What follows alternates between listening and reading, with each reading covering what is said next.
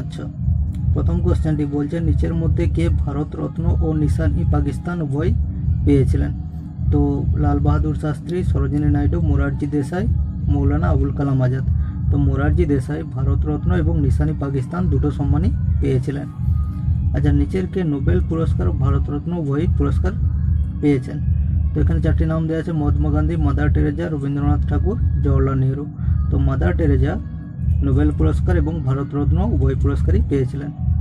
পরের কোশ্চেন, নিচের মধ্যে কে দাদা সাহেব ফালকে পুরস্কার প্রাপ্ত নন?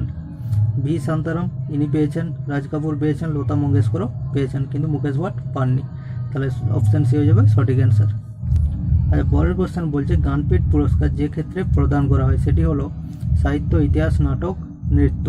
তো সাহিত্যের জন্য জ্ঞানপীঠ পুরস্কার দেওয়া হয়। আচ্ছা, নিম্নলিখিত কোন ক্ষেত্রে নোবেল পুরস্কার দেওয়া হয় না? তো এখানে যে অপশানগুলি আছে পদার্থবিদ্যা, রসায়ন, ওষুধে দেওয়া হয়, কিন্তু গণিতে দেওয়া হয় না। তাহলে গণিত হয়ে যাবে সঠিক অ্যান্সার।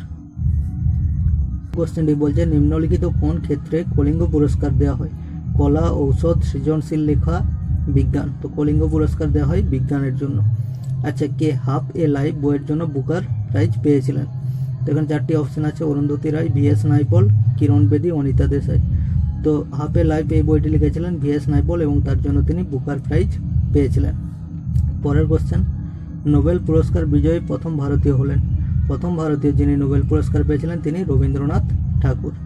আচ্ছা, 44 নম্বর কোশ্চেনের লেফট সাইড এবং রাইট সাইডে কিছু নাম দেওয়া আছে, সেগুলো ম্যাচ করতে বলেছে। তো প্রথম নামটা দেওয়া আছে অর্জুন পুরস্কার। তো আমরা এখানে দেখব অর্জুন পুরস্কার দেওয়া হয় ক্রীড়া ব্যক্তিত্ব পুরস্কার হিসাবে। অস্কার এটা সিনেমা জগতের মানুষদের দেওয়া হয়, তাহলে অপশান এ হয়ে যাবে অ্যান্সার। অস্কারের জন্য অস্কার দেওয়া হয় সিনেমা জগতের মানুষদের। দ্রোণাচার্য পুরস্কার এটি কোচেদেরকে দেওয়া হয়, তাহলে এটি 4-এর সঙ্গে ম্যাচ করবে।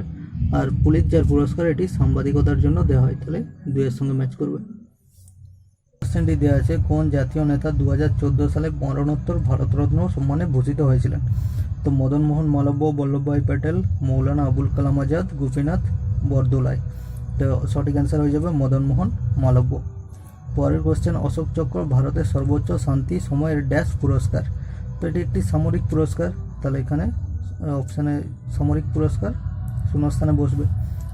আচ্ছা, কনিষ্ঠতম নোবেল পুরস্কার বিজেতা কে? তো Malala Yousafzai, Stephen Hawking, Albert Einstein, Nelson Mandela. তো মালালা ইউসুফজাই তিনি কনিষ্ঠতম নোবেল পুরস্কার বিজেতা। তার নিম্নলিখিত সম্মানগুলির মধ্যে কোনটি ভারতের সর্বোচ্চ সামরিক সম্মান? তো আমরা এটি সবাই জানি পরমবীর চক্র এটি সর্বোচ্চ সামরিক সম্মান। আচ্ছা, ভারতের ক্রীড়া প্রশিক্ষকদের সর্বোচ্চ পুরস্কার কোনটি? যারা কোচ হন তাদেরকে দ্রোণাচার্য পুরস্কার দেওয়া হয়, তাহলে অপশান বি হয়ে যাবে সঠিক অ্যান্সার।